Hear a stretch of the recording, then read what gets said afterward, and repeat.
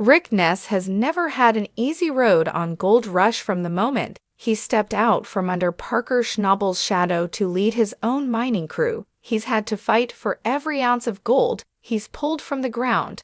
And while Ness has built a reputation for resilience and hard work, a recent decision by the Yukon Water Board could now threaten everything he has spent years working toward. After a tumultuous few seasons, a public battle with depression, and a hard-fought return to the show, Rick appeared to be on the rise once again.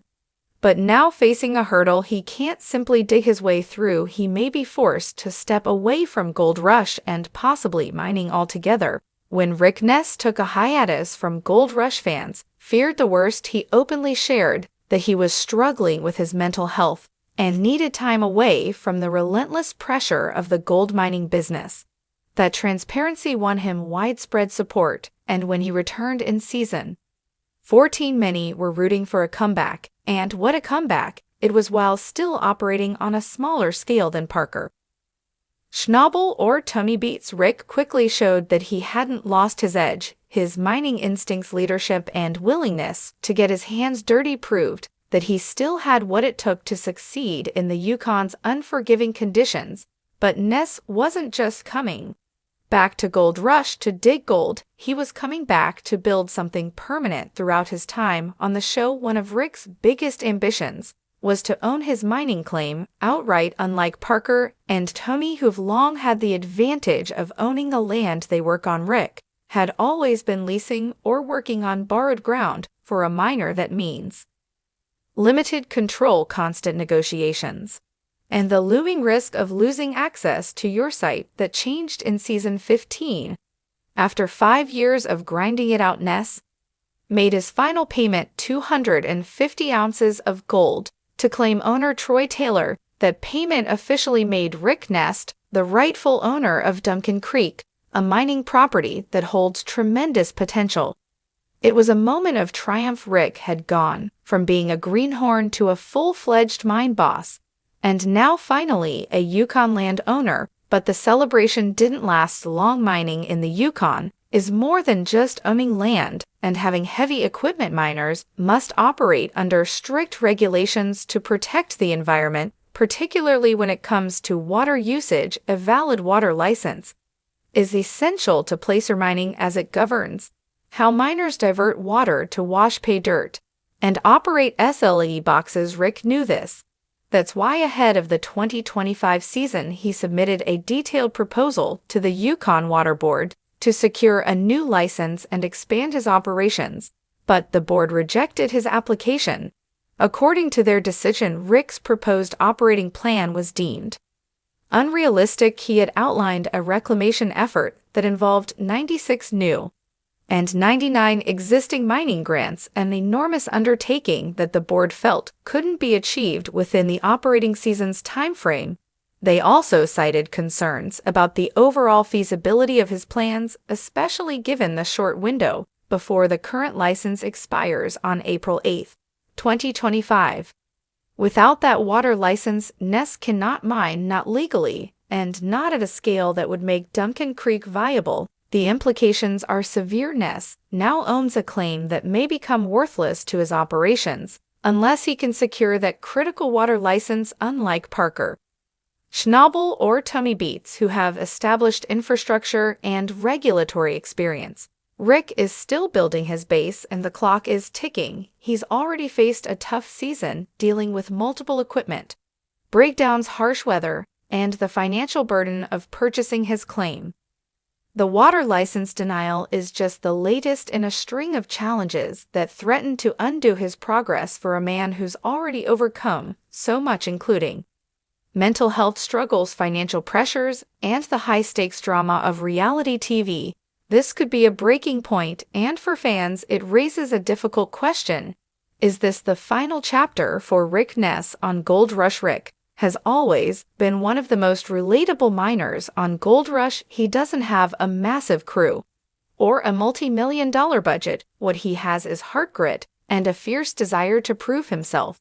But setbacks like this can take more than just a financial toll.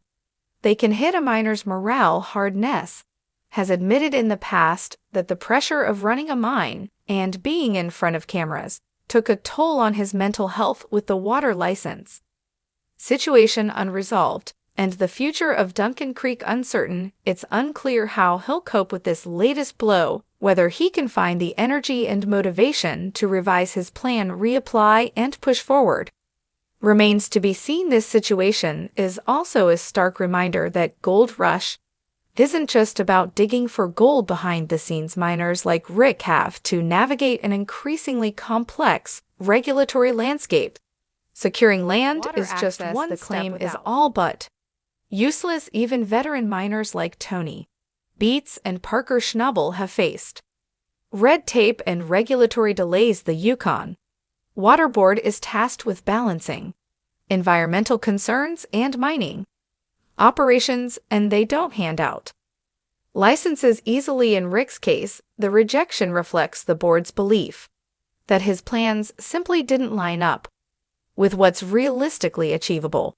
What's next for Rick Ness? Each path carries risk, and none of them offer the instant success that many viewers wish for Rick. But if there's one thing fans have learned about him, it's that he doesn't quit easily. The next few months will be critical if he can successfully revise his operating plan and satisfy the Yukon Water Board. There may still be gold in his future. If not, Duncan Creek could go silent, and Rick Ness may once again disappear from Gold Rush, not by choice, but by regulation. Whatever happens next, one thing is certain: this chapter is one of the most defining in Rick Ness's Gold Rush journey, and whether he comes back stronger or walks away, his fans will be watching and hoping he strikes gold both literally and personally.